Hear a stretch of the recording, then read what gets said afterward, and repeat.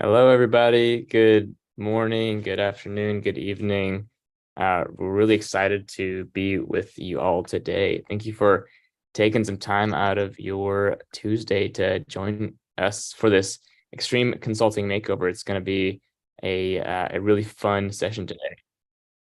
So we've got folks still tuning in and welcome. And while you're doing that, if you just take a sec to let us know where you're calling from.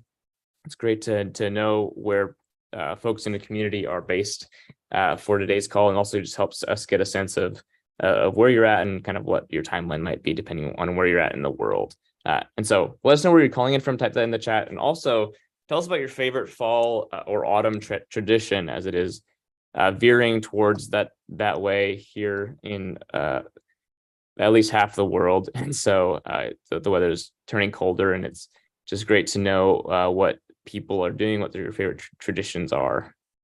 Let me see what we've got going on here in the chat.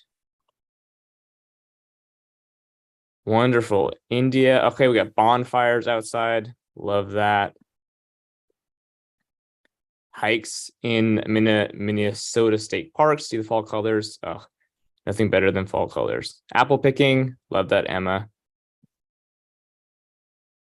College football games. Hey, best time of the year. That's awesome. Well, we get folks from all over the world. Power tool pumpkin carving. Okay, January, you're gonna have to explain yourself with that one. Hey, just spicing it up a little bit, everyone. Hi, we're excited for the call today. Really looking forward to it. Yeah. Awesome. All right, folks. Well, thanks for engaging here in the chat. It's fun to kind of just learn and engage with y'all. And so let me just quickly walk through what today is going to look like, so that we can all be on the same page. So in a sec, January is going to share about a couple of the kind of most common ways that folks engage with us in your kind of recruiting or career journeys, and then we're gonna stop the slide share, and we're gonna turn it over to January and to Abi, our guest today. We're gonna be doing a live resume makeover of his resume, and so take notes and kind of make a list of questions if you got it, because we're going to have a good portion of time after the resume makeover to answer any of your questions, whether it's about networking, interviews, jobs, career strategy, etc. We're here for you to answer your questions, to get you what you need. So again, thank you for being with us today. Jenny Ray, Awesome. I'll turn it over to you. You bet. I'll walk through this quickly. Also on the call is my colleague Eden. So after I walk through these, Eden, I'll just pipe in and say a few quick words. First of all, on the resume edits. So part of the reason why we just tell you all about this is a lot of you don't know that we do these things. So we do a ton of so much free content that a lot of people think that's all that we do. So we just want to make sure that you know that if you don't want to put your yourself out, this is very courageous for somebody to put themselves out in front of the world, for me to share the insights, the background, the kind of keys of what everything is. But if you want more of a private experience, we can do resume cover letter edits for $500. Black Belt, which is 8-hour sessions, our full digital platform, and a resume cover letter edit, or our Power Presentations course, which is $3,500. And all of those are really tailored toward one specific issue. So if you're in the resume edit area, it's because the focus that you have right now is on getting interviews. If you're in Black Belt, you're pretty sure you're going to get interviews. You have maybe some networking already going on, or you want to have a full suite assurance that you're doing the best that you possibly can. For Power Presentations, it's really for people that are working either in current consulting jobs or really anywhere where you do any form of analytics and presenting. And we can help you work through those. So if you have a curiosity about any one of those, then that can be something that you can jump on a call with a member of our team. One of the greatest compliments that we got last week was that it's not a sales call. It's a consultation. And so the focus is really on trying to figure out where you are, what package works best for you, what timeline makes the most sense for you. Everybody has a little bit of a different situation. Some of you are recruiting and have interviews in 2 weeks. Some of you have interviews in 12 months. And so we have a lot of different things going on inside our full community. We recognize that, and we really want to help you with that. Javid, did you have another slide after this one, or is this the last one for now? This is the last one for now. I've got one for after Abhi's resume. Okay, amazing. So Eden, do you want to just say hello, just a little bit about what you have been doing with folks on the calls with them, and how people can spend time with you if they want to? Sure. Hi, everybody. So good to meet you all. My name is Eden. I am pretty much here just to help you explore everything that MC has to offer. And I'm here to answer some of your questions and just to be a good sounding board for you. So feel free to book a meeting on my calendar and we'll grab some time.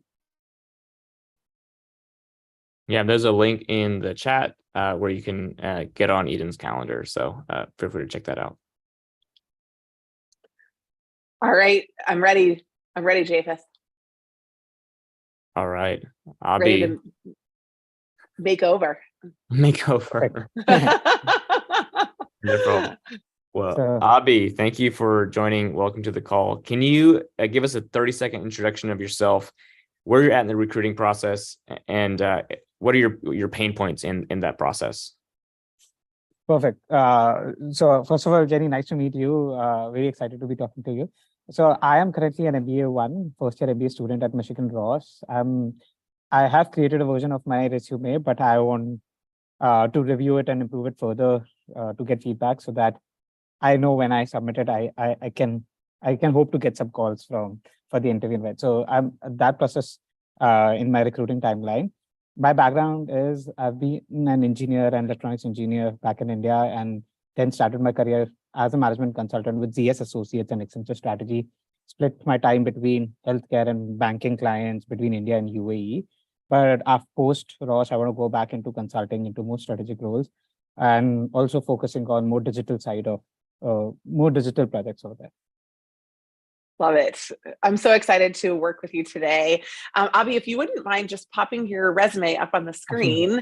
Yeah. Now, for everybody who's on the call and joining us for your first Extreme Consulting Makeover, I just want you to know this is not just about the resume. And as you're going to see with what we do with Abhi today, we're going to actually talk about the whole process. So I'm going to use the resume as an anchor point, Abhi, for you. But not everything that we're going to talk about is the resume, because I picked up on one thing that you said earlier, which is that you just really want to, make sure that you're optimizing everything for the process, not just your resume. You want interviews. And so I want to make sure that if there's anything else that we can do to ensure that you have the best possible chance to get the interviews that you really want, that we are thinking through that. So you mentioned that you're a first year at Ross. Wonderful. Congratulations. Great school. Amazing opportunity. Ross, again, for those of you who are joining us that aren't from Ross or don't know, is a target school for many, many consulting firms. It's one of the top target schools in the United States for consulting.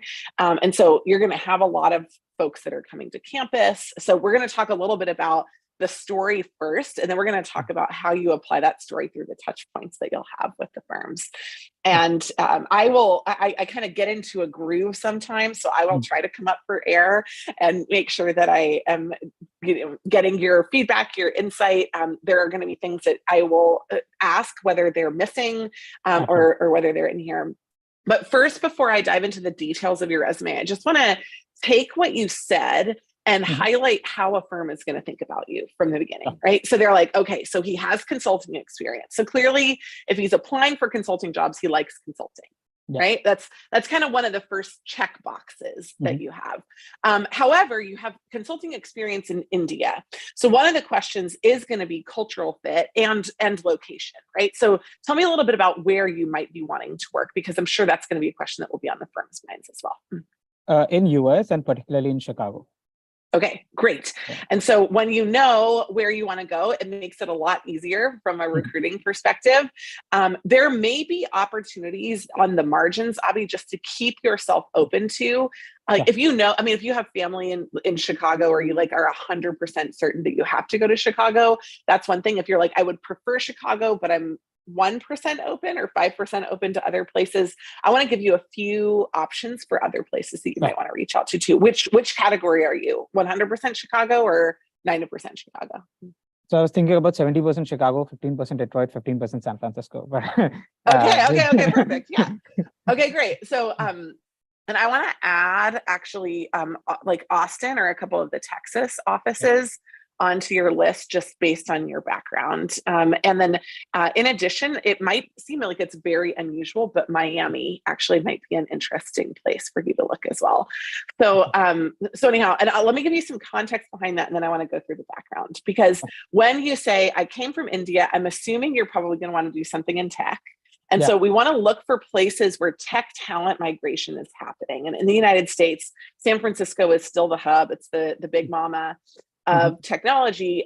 But because of taxation and because of labor markets, we're seeing a pretty big dramatic shift to Texas and to Southern Florida for tech hubs. And neither one of them are San Francisco yet, but we are seeing a significant amount of engineering and building and hiring. And that means that these tech ecosystems are developing, and consulting firms are followers of ecosystems, right? And so, but many of the consulting firms now have not just a Dallas office, which they've had for a while, or maybe a Houston office, but they've actually opened up an Austin office. And so those new open offices have fewer legacy relationships with schools, and fewer, there'll be just like a smaller group of people. So they are more open to inbound hiring than they are necessarily to their traditional hiring. Miami has always been, it's like a combination of a really hardcore office for some firms and a party office for other firms. And so this addition of tech is really adding a spice and a flavor to the Miami office. But similar, there aren't any, like there's no Ross in Florida that is the equivalent of the volume of hiring into consulting like a Target school would have. And so you have the brand name behind you, but then if you kind of go outside of the pool where everybody else is looking, you might find yourself in uncharted territory. It might be unfriendly waters, but it might be actually really great opportunities. And so you have a window now before applications drop in the next 4 weeks where opening up some of those conversations would be amazing. And your best link 100% of the time is going to be somebody who went to Ross, right, first. If they didn't go to Ross, but were at Accenture or ZS, which you can kind of filter for on LinkedIn, that would be another pool of people. And then otherwise, it's just folks that are in the post MBA roles, maybe a little bit more senior, 2 to 3 years out. Okay. So I'll talk a little bit about that process a bit more in a minute. But the one thing that I just want to say, when I get a background like yours, and I'm like, okay, competent in consulting, great, right? Interested in working in US, fantastic, right? You know, this is normal. No traditional barriers. You're coming often to a US business school because this is something that you would want to do. It's not a big surprise to me. We don't want to have the sponsorship conversation too early, right? So what we need to highlight for you is why you're different than all the other people who did tech or consulting in India, and why you're coming to the US. And so I'm going to look for that on your resume. And if I don't find it, that's going to be one of the gaps that I really want to make sure that we highlight. So if you're, do you have any kind of questions about what I've talked about so far? Otherwise, I'd like to dive into the resume. No, this helps a lot. And thank you for sharing these new geographies. I'll definitely explore them. So no questions allowed. Great. So now let's go down through the resume. Why don't you just page down kind of just really quickly so we can get a sense of it. So right, 2 educational experiences, MBA and undergrad. We've got Accenture strategy, ZS associates for the work experience, promoted at ZS, which is a great sign. Awesome. No other experience on top of that. But there are these kind of additional pieces, right? And so I want to highlight a few of these things. So first of all, your format is very Ross dictated. I get that. So usually in Extreme Consulting Makeover, I'll highlight format changes, but I'm only going to highlight two here that I really want to highlight. One, and they're within the Ross format. One is that you have way too many bullet points under each one of your experiences. Okay. I do not want to read these bullet points. I don't actually want to read, when you give me this many bullet points, I don't want to read anything. And so you are dissuading me from engaging with your content because of the like overall perception of this word wall that I'm getting. So we've got two choices with that. One is that we can highlight, and I did this on my Bain resume when I was applying for my first jobs after Bain. It kind of is funny. I never got hired again because I just started my own companies after that. But I did the resume exercise at least, and so there were a few things inside there that like I would highlight the name of the industry, right? So pharma, and that is one thing that can actually help your conversations pop so that you have like your pharma experience. And I'm just going to highlight it here, right? You've got some things that are internal. It's like the India Climate Club and ZS blockchain are internal. You might want to highlight that as an internal thing. You've got existing drug post new launch, pharma firm. I don't know if those are the same firm. You've got product features for top biopharma firm, Canadian pharma firm. I mean, ZS does a lot of obviously like pharma, healthcare, and life sciences. So you might even want to be, you might want to specify biopharma, like large pharma, right? You might want to kind of get even a little bit more detailed if all of the experiences are for different clients with the same. And so that's kind of the first thing, US life sciences firm, right? Like, and really giving me some more context. What you've done really well here is highlight, some of the high level things, but anyhow, we have to pull that out, maybe italicize it at the beginning of some of those bullet points. And what you're going to want to do is group just like a single client project or pick a single client highlight for each one of them. So you don't want to have 2 or 3 client highlights. If this represents, 6 different clients, we actually want to show that you worked for 6 different clients. Scroll up really quickly to your work with Accenture as well.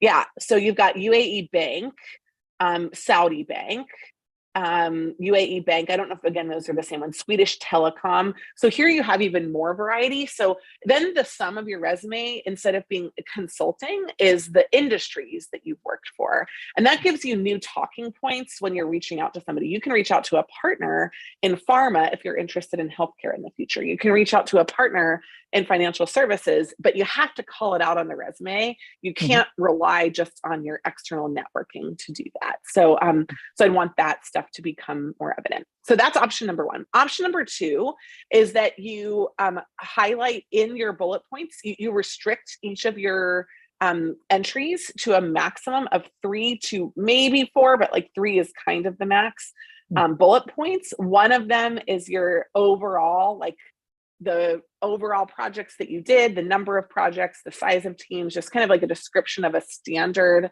project role. For yes, you'd want to highlight that you got promoted, right? Like you'd want to put that in your first bullet point, and then you have your other bullet points would be 1 bullet point per client, and you would bold inline the clients, right? So it would be, so then as I scan down, I can see what it is, but I don't really care. Honestly, Abhi, I mean, and this is going to be tragic for you potentially, but I don't really care that you did 6 different things at Accenture. Like I kind of know what Accenture does, right? I care who you worked for at Accenture, and I care how many different projects you did. That's basically it. Yeah. And the same with ZS. So we're looking for unique and different types of things, but that's just about it. What I think we need in here is something other than consulting. So do you have an internship experience, a startup experience, or kind of anything else that we could highlight here that would give me color, that would be that guy who did tech in India plus, right? Because that's really what I'm going to look for here is for you to distinguish yourself amongst not just remember your other classmates, but everyone else who's applying at the MBA level at the same time. So I have 2 internships, although I haven't included them. One was a 6-month long internship with a travel travel software firm called MEDS Cool. Labs. And the other one was with one of the biggest telecom providers in India, Reliance Jio. So yeah, I have two experiences, but yeah, maybe if I reduce the points, I can bring them up. Yeah, because remember, right now, if I look at ZS, I don't read any of it, not even one bullet point. So I skip the whole thing. You might as well have something else on there for me to read. No, and then it kind of rounds out your story a little bit. So yeah, I would probably, I know they're older, but again, there's a couple rules when you're thinking about what to put on or take off your resume. One is, are you going to talk about it in the interview? So if you're ever going to bring that stuff up, then put it on there, right? Because I want you to talk about it. And the second is if it does this, if it kind of adds color to show that you have been successful in other environments. Like if you did those internships and got an offer to return, if you did different kind of work there, if you worked for a different kind of division, if it kind of rounds out the overall experience and helps explain a little bit more about who you are, that can be powerful. Are you doing anything while you're at Ross? I know you're really early there, but like we have a program called Strategy Sprint. We'll talk about that, I think, after we go through everything, but it's a 1 week project. It's a consulting project, and it kind of is like that would be a US based experience for you. That also might be something really powerful to add on there. And so if not necessarily Strategy Sprint, if you're not able to do that, but something like that might be a good fit for centralizing your US experience. Yeah. So anything on that you want to highlight? As a hobby, I've been going to a lot of hackathons in the US and also while I was in India and UAE. So I won a lot of those. So I wanted to highlight that in my additionals. I don't know if you would qualify this as a different color. Well, so let me double check something right now. I think for Ross, they don't have a leadership section, right? They just have the additional section. Do you have the option to, because in many B school resumes, there's education, experience, leadership, and then like additional or other or personal at the bottom. But I think at Ross, am I right? Selected. So we have a Ross. In my Ross, you have a selected where you can highlight some of the positions that you're leading at Ross. Yeah, but it's not a separate section. It's not just a bullet point. Yeah, okay. Because that's where I would kind of put the hackathons. And so we can go through the bullet points now, but I think basically what we're talking about in the big shape is I think you need a few of those other things. So let's talk about, I would recommend putting one or maybe both of those experiences on there, because I think you're going to want to bring them up. You're not that old, right? You graduated in 2018. So it's not like this experience is 15, 25 years ago. And so those experiences of 7 or 8 years ago when you were still in school, great, put them on there. I think they're going to add something to your resume. Your resume, by the way, is really good. So this is a fun one for me to do, because sometimes I work with resumes where I'm like, okay, change everything. I'm not going to say that to you. But what I am going to say is what I'm going to receive and really try to help you hone that. So that was the first thing, was format, was just like, okay, we've got these big word walls. We need to really think about that. The second is structure, which we really can't change because it's a Ross format. And so it's not like we can move something into one section or out of another. So I'm going to spend the majority of the time on the third piece that we do in our resume edits, which is content. And I'm going to walk through that now. Okay, let me pause for just a second. Any other questions before I dive into the actual like line by line content? I actually hear your point on the word wall. In fact, when even I look at my resume, I don't want to read it. Oh no, this is bad news. There's so many words at once thrown at you. So one way you mentioned about highlighting or it like bolding things up. Any other suggestion that you would give me on that? Because we can't bold in the Ross format. So just wanted to know. Yeah. No, we're gonna basically add more stuff on. So there are fewer things, and then we're gonna use maybe a little bit of that like the bolding or the italicizing, whatever we're able to do. And then we're going to just pick, like, that's the hardest thing to do when you have more experience and you feel like, gosh, I wonder if this one thing is going to make the difference. It won't. Whether they read it or not makes the difference. Right.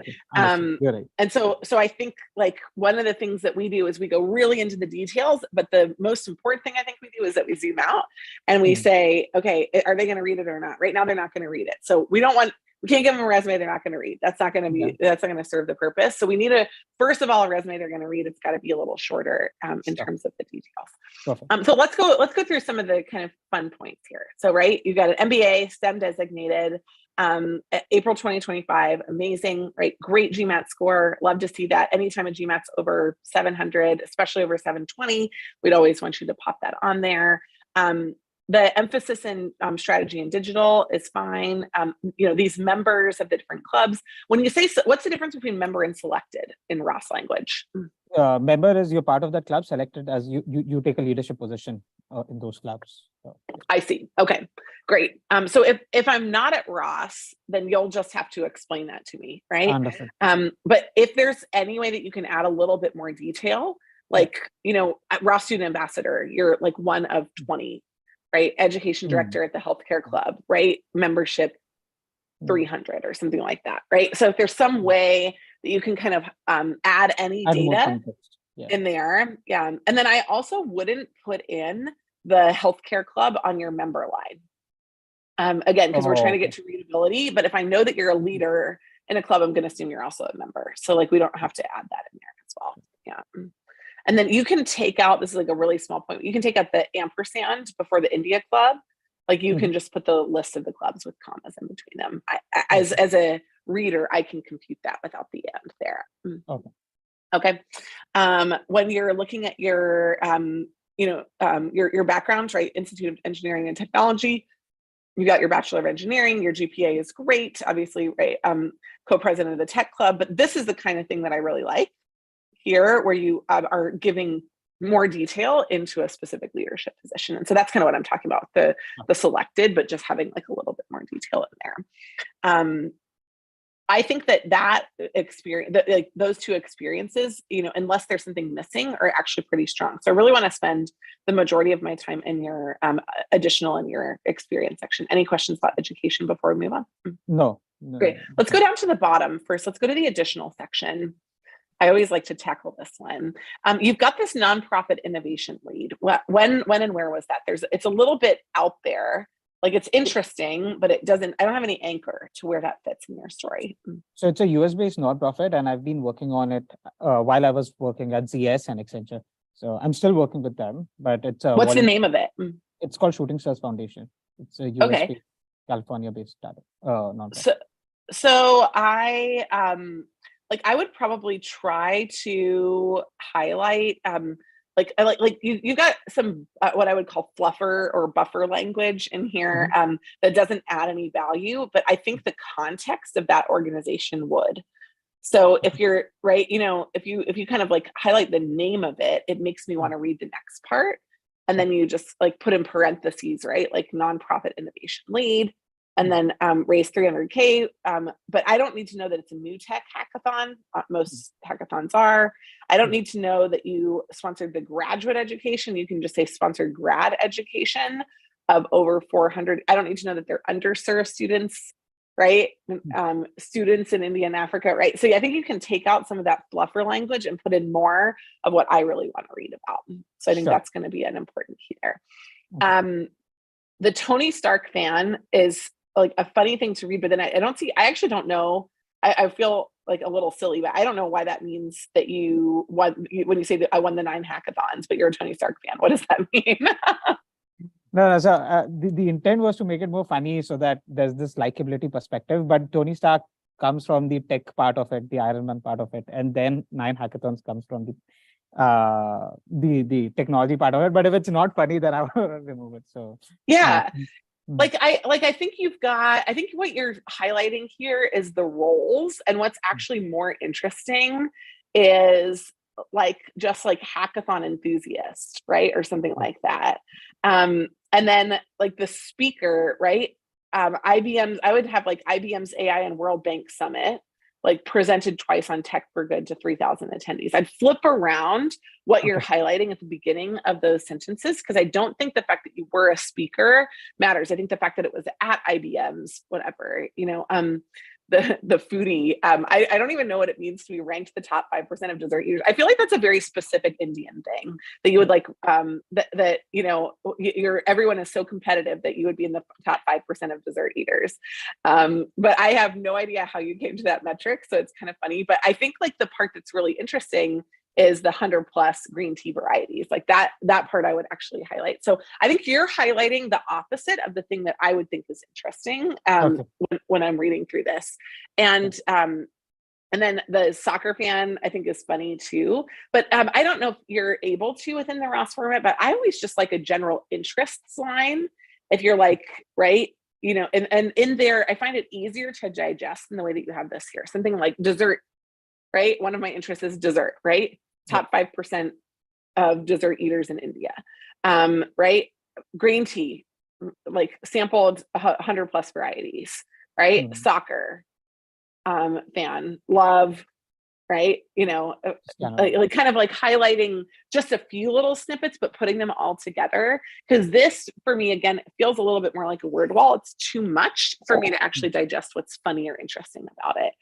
And there may be other things in there, hiking or traveling or something else that might bring out some other color. Overall, like the things are kind of interesting, but the way that they're presented is almost like too dense for me to engage with. So it's kind of the opposite of what some people might say, but leave a little bit there to be desired. Sure. All right, we already talked about kind of adding, 2 experiences in your work experience section, and then trimming up some of these. So let's just talk about one of them in particular. Let's go to the Accenture one, because that's kind of bite-sized, and I think if we get that one right, it'll be easier. So all of these are really project-based, right? Like all of them are your specific different projects. And so if you're going to have one line that highlights the kind of overall work that you did at Accenture, what would you say it would be? Worked with top Middle Eastern banks, help them answer some of their strategic. Great. How many top Middle Eastern banks? Four banks, yes. Great, right? So completed 4 engagements with top Middle Eastern banks on like whatever, right? You know, on tech, like, you know, tech innovation, revenue generation, like whatever the kind of big business areas were that you were working on with them. I think that would be really helpful as an entree. Because then if I'm reading the first line, if I start reading this one, I'm like, oh no, this is it. Right? This is like really a lot of stuff. And I don't really care about firm-wide governance. Like I'm bored the first few lines. So grab me with that kind of overall context statement. Try to fit it on one line. If you can't, give me 2 lines. So then the maximum number of bullets that we'd have after that are 4. Oh, okay. Okay. So pick 4. And then pick one of them that you're going to include in there. And then let's just talk about how I would kind of reshape that a little bit. I think I would remove the Swedish telecom one. Great. 2, 3, 4, and probably the last one. Yeah, these 2. Okay, perfect. And so let's just do the let's do the first one, because I don't like that bullet and I want to make it better. So stagnant UAE bank, right? You cut $500 million from the budget. I think that's the most important thing. Right? So reduced UAE bank's budget by 500 million. Like, give me that right away. Okay. And because I care less about the activities and more about the action. So usually when you're telling a story, you're going to tell me, here was the problem, here's what we did, here is the action. But in great resume bullets, you'll often flip that around, where you tell me the result was this, and here's how I got there, right? And so you might want to do that repetitively throughout the other bullet points, because that might really transform the way that they're portrayed. So cut $500 million from, UAE bank's budget by, and then like, tell me what you did, right? If it was a 4-month engagement or a 6-month engagement, you interviewed 2,000 people. Like, give me an anchoring around the action that you took, and you can put the 45%, by the way, in parentheses after that. So I think that would help something like this. So what you're saying is the most impactful stuff should come up front first. Yeah. Okay. For it to be even though it makes sense telling the story this way, remember, I'm bored. I'm a bored 5-second reader, and so you got to grab my attention as fast as you can. And if you cut $500 million from a budget, I'm like, wow, that's pretty legit, right? And so anyhow, you'll have to think about how you actually want to retell some of those stories. But if you have the choice between telling me 3 things that you did, instituted firm-wide governance, value realization, and transparency that are intangible, I'd rather not hear about any of them. Like, try cutting all of that language out of your document and just tell me, I interviewed 1,000 people and cut 500 million from the budget. That's it. Right? I conducted a 4-month survey of X, Y, and Z personnel activities and cut 500 million from the budget. Like, I don't really need to know the topic areas that you covered. It's too ambiguous. And I can't get a picture of it. So you're trying to give me the maximum amount of concrete information and the minimum amount of stuff that I have to interpret, or that I might think of in 3 different ways. Okay, understood. Okay, let's pause for a second. Let's zoom back out to the big picture, right? So now that I know a little bit more about what you did, lots of banks and Accenture, lots of pharma, and ZS, is there one or the other areas or a third area that is not one of those 2 that you'd really like to focus on after The your digital MBA? side of things. So the Digital side, for everybody, or digital in one of those specific areas? digital for anyone. Yeah. Digital Digital. transformation. Great. Yeah. Who are your top firms that you're targeting? For BCG, McKinsey, and MBA. Yeah. Okay, awesome. Are you open to some of the others? Yeah, absolutely. Yes. Okay. So what you'll need is 2 people that you've talked to at every firm that you're open to. And you need to make sure that you highlight the parts of you that go way beyond your digital and your transformation experience, the pieces at the bottom. So tell me something fun about you. No, this is a tough question to answer, but it should be the easiest question to answer. This should be like a laundry list of ideas.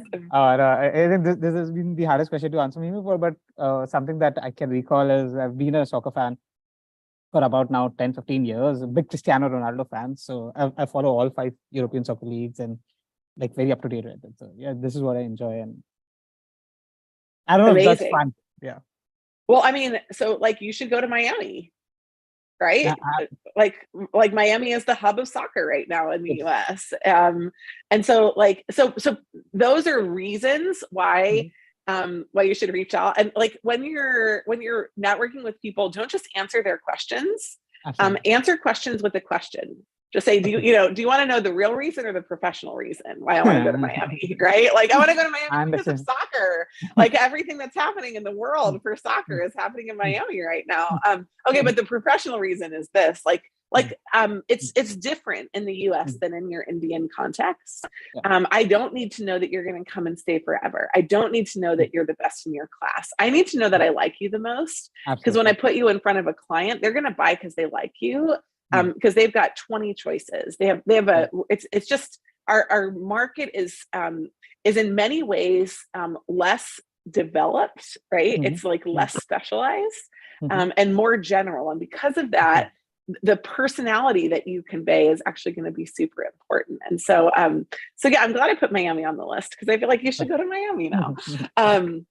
But make sure that people want to talk to you, not because you're going to be a good analyst. Because one of the risks that you have when you come from this background, when you come from consulting in general, is that they know you're going to like it, but they don't know if you're going to love it, right? They know you can do it, but they're not sure you're going to thrive. They're not so sure sometimes that you even know how to thrive. And so they have to see that you have the ability to really make that extra special interpersonal connection.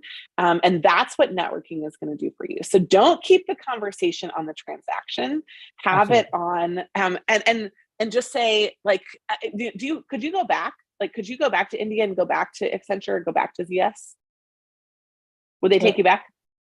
No, they don't sponsor international applicants over here. They would. No, but would they take you back? They would. I mean, I don't get your question completely.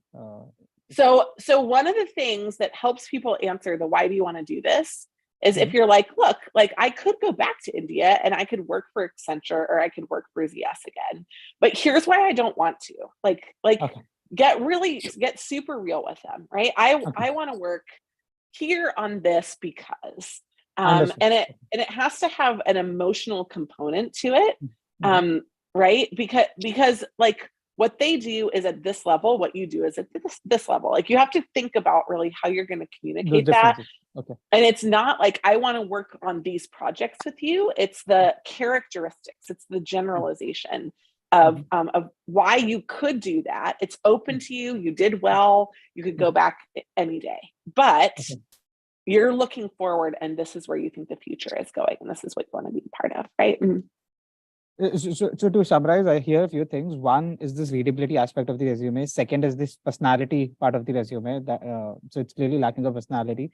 I need to work on that. And third is the reasoning of whys, right? Why you maybe that could come more from conversations rather than resume. Exactly. Yeah, you're gonna have to get on the phone with them, and so you can't say, "Look at my resume." You have to say, you know, I'm looking to be in a like tech forward innovation hub because I want to be a part of building the firm's like tech practice over the next decade. And so I just want to have a conversation with you about whether or not you think I'm a good fit. And by the way, I've mentioned this on other calls, but in case you haven't been here, 100% of the time, tell them you're applying. Like say, I'm applying for an internship. Sure. Not I'm thinking about applying or I'm exploring. Because when you're applying, they're like, oh boy, you know, we're going to jump on the phone with them more likely, but we're also worried if it's going to be a disaster. So, so we get excited when you're in the zone. That's one of the reasons why we picked your resume for this feature today. Sure. Okay. Understandable. This helps me a lot. Good. Okay. So yeah, basically all I said was rewrite your resume, think about totally different offices, tell your bullets in a different way, you know, add some stuff on there. It did kind of become a makeover, even though a lot of the core structural pieces, I wouldn't have said that this is a bad resume. I just think that you, Abhi, are more than this, and you need to portray that in your documents. Understood. I just had one final question. So for some things like a fast track promotion or things like that, do I include it besides the role so that it's more clearer for them to understand? Or if I was the youngest consultant at Accenture, do I bring them up or in your first line? In the first line. In the first line. As youngest consultant accepted to Accenture, completed 4 projects with Middle Eastern banks, right? Understand. Okay. Yeah. I just don't want to sound like more of a bragging or Yeah, so bragging is I was the best ever, which which nobody ever told you, or like no one else was as good as me. That's like bragging actually sounds absurd, right?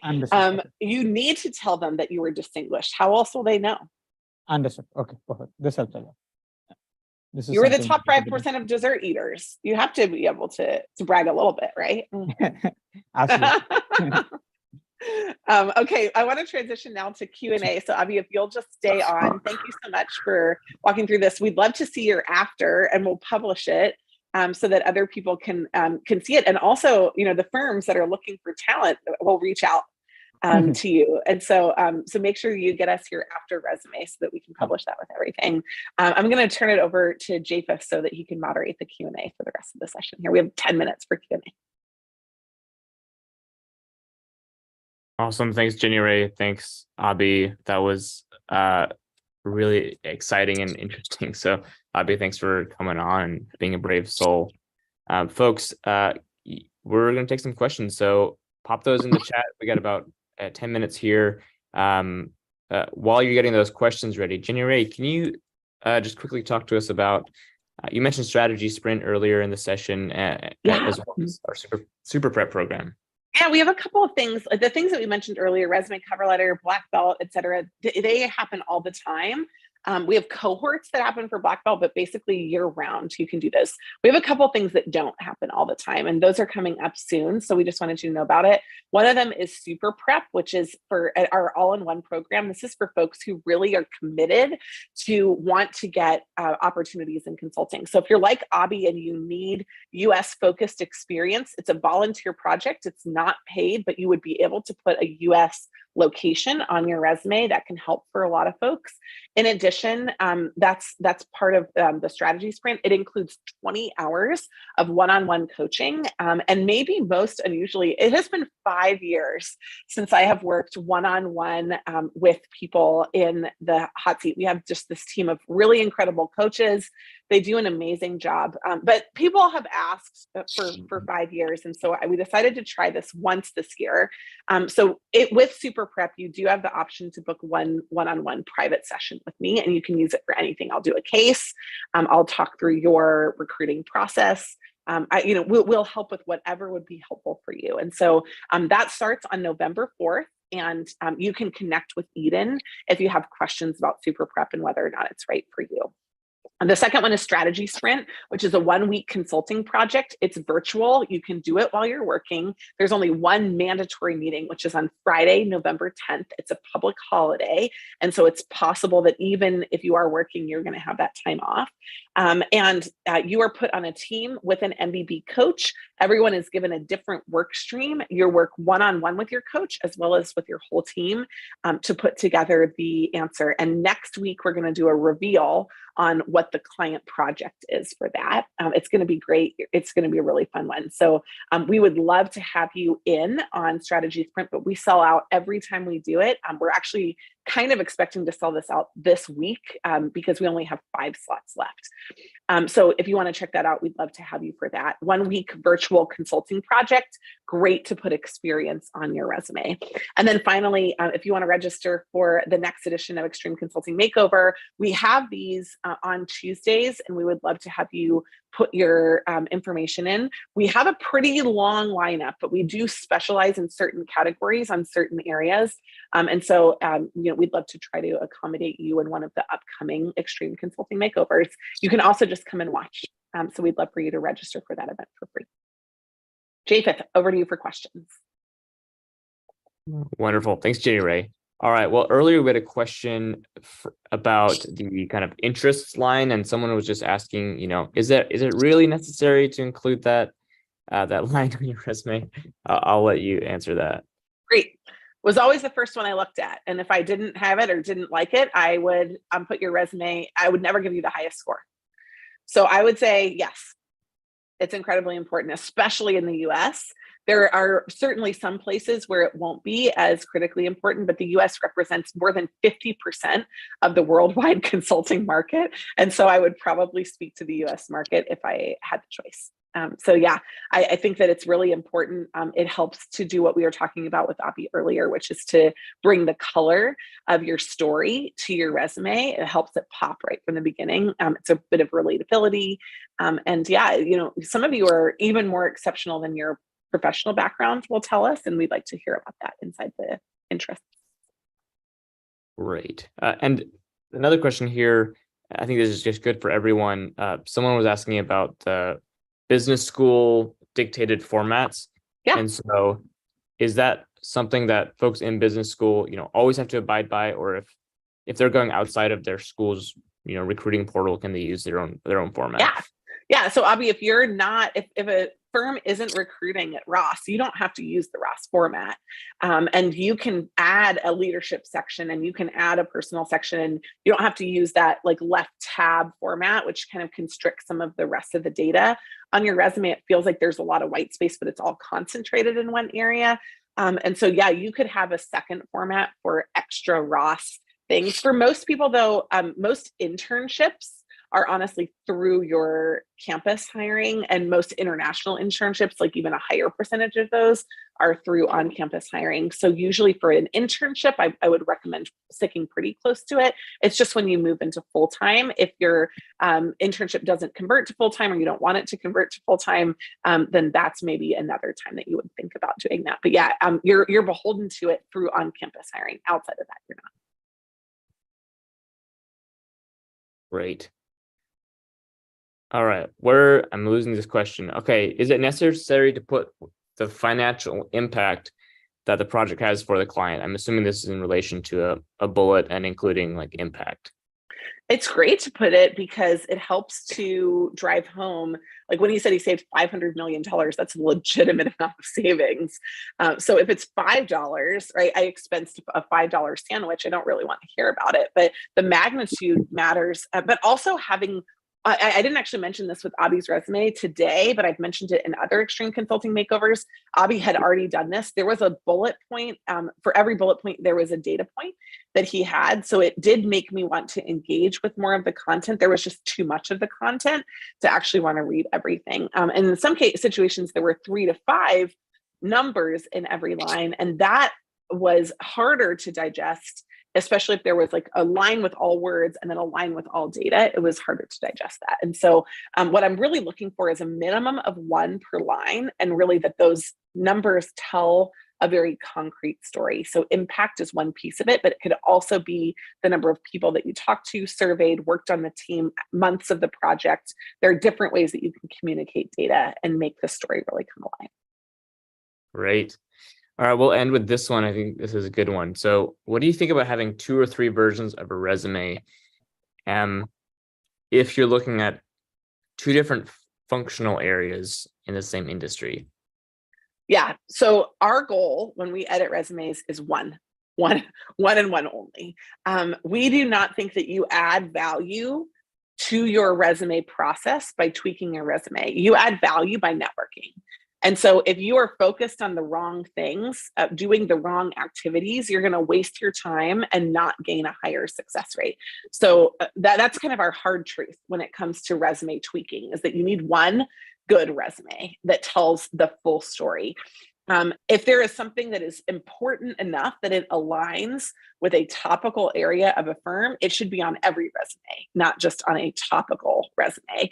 And so we're pretty hardcore about that. The only exception that I just stated is if you feel like a format is not serving your story, then maybe having a completely different formatted resume with the same content on it, just presented in different structure and a little bit differently, could be a second powerful version. But it's really not for different functional areas, for different firms, for different types of positions. It's really just one resume per channel that you're going through. So if you have direct channels and then on-campus channels, then I would maybe consider having 2. That is the only situation where we think it would add value to your process. Otherwise, get one really great resume, build your story in there, and then focus your efforts on talking to people. That's what's going to make the difference anyhow. Anyway, thank you for your time for reviewing Abhi's resume. Folks, that's all we have time for. I see there's a few questions in the chat we're just not able to get to, but please email us, team@managementconsulted.com. Specifically, Anastasia, it's a great question. We'd love to get you an answer. So there's a couple of different members of our team that monitor that email, and we'll make sure you get a response. Folks, we'll be here next week. So get yourselves back here. We'd love to see you again. Abhi, thank you again for going public with your story. We're excited about your success, and we hope that you'll send us your resume, but also keep us posted. Absolutely. Thank you so much for taking your time to guide me today. It means a lot. Thank you, Jeff. Thank you, Jenny. Bye, everyone.